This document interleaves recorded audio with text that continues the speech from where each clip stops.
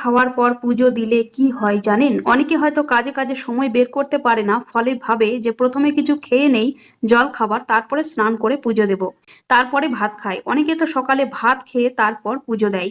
কিন্তু আপনারা কি জানেন যে খাবার খাওয়ার পর পুজো দিলে ঠিক কি কি ফল পাওয়া যায়? মাথায় রাখবেন, ভগবান হলো সৃষ্টিকর্তা, তিনি সমস্ত কিছু সৃষ্টি করেছেন। তিনি পিতা মাতার সমান। যেমন পিতা মাতাকে খেতে না দিয়ে নিজে আগে খেলে সেটা শোভা পায় না, ঠিক তেমনই ভগবানকে প্রথমে ভোগ না দিয়ে, পুজো না দিয়ে নিজে কখনোই অন্ন বা খাবার গ্রহণ করা উচিত না।